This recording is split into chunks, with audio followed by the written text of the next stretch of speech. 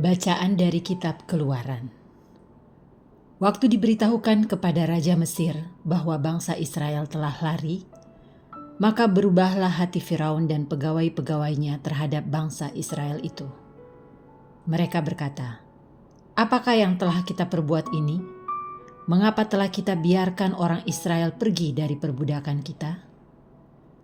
Kemudian Firaun memasang keretanya dan membawa serta rakyatnya. Ia membawa 600 kereta yang terpilih, ya, segala kereta Mesir, masing-masing lengkap dengan perwiranya. Demikianlah Tuhan mengeraskan hati Firaun Raja Mesir itu, sehingga ia mengejar orang Israel. Tetapi orang Israel berjalan terus dipimpin oleh tangan yang perkasa. Adapun orang Mesir, dengan segala kuda dan kereta Firaun, dengan orang-orang berkuda dan pasukannya, mengejar mereka, dan mencapai mereka pada waktu mereka berkemah di tepi laut, dekat Pihahirot di depan Baal-Zephon. Ketika Firaun telah dekat, orang Israel menoleh, maka tampaklah orang Mesir bergerak menyusul mereka. Lalu sangat ketakutanlah orang Israel. Mereka berseru-seru kepada Tuhan, dan mereka berkata kepada Musa, "Apakah di Mesir tidak ada kuburan, maka mereka membawa kami untuk mati di padang gurun ini? Maksudmu apa membawa kami keluar dari Mesir? Bukankah telah kami katakan di Mesir, janganlah mengganggu kami, dan biarlah kami bekerja pada orang Mesir. Sebab lebih baik bagi kami bekerja bagi orang Mesir daripada mati di padang gurun." Tetapi Musa berkata kepada bangsa itu, "Janganlah takut. Tetaplah berdiri dan perhatikanlah keselamatan dari Tuhan yang hari ini juga akan diberikannya kepada kalian. Sebab orang Mesir yang kalian lihat hari ini, tak akan kalian lihat lagi untuk selama-lamanya. Tuhan akan berperang untuk kalian, dan kalian tinggal diam saja." Lalu Tuhan bersabda kepada Musa, "Mengapa engkau berseru-seru demikian kepadaku? Katakanlah kepada orang Israel supaya mereka berangkat. Dan engkau, angkatlah tongkatmu, ulurkanlah tanganmu ke atas laut, dan belahlah airnya, sehingga orang Israel dapat masuk ke tengah-tengah laut dan berjalan di tanah yang kering. Tetapi sementara itu, aku akan menegarkan hati orang Mesir, sehingga mereka menyusul orang Israel.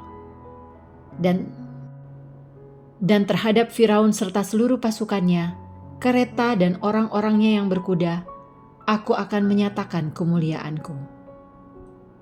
Maka orang Mesir akan insyaf bahwa aku ini Tuhan, apabila aku menampakkan kemuliaanku terhadap Firaun, keretanya, dan orang-orangnya yang berkuda." Demikianlah sabda Tuhan. Syukur kepada Allah. Baiklah aku menyanyi bagi Tuhan, sebab Ia tinggi luhur. Baiklah aku menyanyi bagi Tuhan, sebab Ia tinggi luhur. Baiklah aku menyanyi bagi Tuhan, sebab Ia tinggi luhur. Kuda dan penunggangnya dilemparkannya ke dalam laut. Tuhan itu kekuatan dan mazmurku. Ia telah menjadi keselamatanku. Dia Allahku, kupuji Dia. Dialah Bapakku, kuluhurkan Dia. Baiklah aku menyanyi bagi Tuhan, sebab Ia tinggi luhur. Tuhan itu pahlawan perang. Tuhan itulah namanya. Kereta Firaun dan pasukannya dibuangnya ke dalam laut. Para perwira pilihannya dibenamkan ke dalam laut teberau. Baiklah aku menyanyi bagi Tuhan, sebab Ia tinggi luhur. Samudra raya menutupi mereka. Ke air yang dalam mereka tenggelam seperti batu. Tangan kananmu ya Tuhan, mulia karena kekuasaanmu. Tangan kananmu ya Tuhan, menghancurkan musuh. Baiklah aku menyanyi bagi Tuhan, sebab Ia tinggi luhur. Injil suci menurut Matius. Dimuliakanlah Tuhan.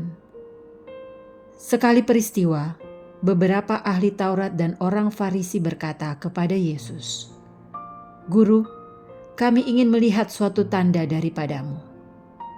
Jawab Yesus kepada mereka, "Angkatan yang jahat dan tidak setia ini menuntut suatu tanda. Tetapi kepada mereka tidak akan diberikan tanda selain tanda Nabi Yunus. Sebab seperti Yunus tinggal di dalam perut ikan 3 hari 3 malam, demikian pula Anak Manusia akan tinggal di dalam rahim bumi 3 hari 3 malam. Pada waktu penghakiman, orang-orang Niniwe akan bangkit bersama angkatan ini dan menghukumnya juga. Sebab orang-orang Niniwe bertobat setelah mendengar pemberitaan Yunus. Dan sungguh, yang ada di sini lebih daripada Yunus." Pada waktu penghakiman, Ratu dari Selatan akan bangkit bersama angkatan ini, dan ia akan menghukumnya juga. Sebab Ratu itu datang dari ujung bumi untuk mendengar hikmat Salomo, dan sungguh, yang ada di sini lebih daripada Salomo. Demikianlah sabda Tuhan. Terpujilah Kristus.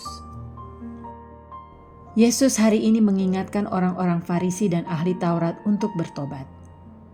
Mereka meminta tanda kepada Yesus, tetapi ia tidak memberikannya. Kita sebagai umat beriman seringkali meminta tanda kepada Tuhan. Pada saat mengalami kesulitan, tantangan, dan penderitaan, kita memaksa Tuhan untuk memberikan jalan keluar seperti yang kita inginkan. Beranikah kita berserah kepada Tuhan akan segala suka dan duka yang kita terima? Marilah berdoa. Allah Bapa sumber segala harapan, Engkau telah meneguhkan karya keselamatanmu berkat kurban Kristus dalam perayaan Ekaristi ini.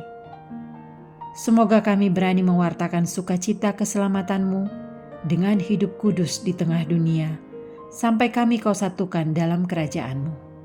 Dengan pengantaran Kristus, Tuhan kami.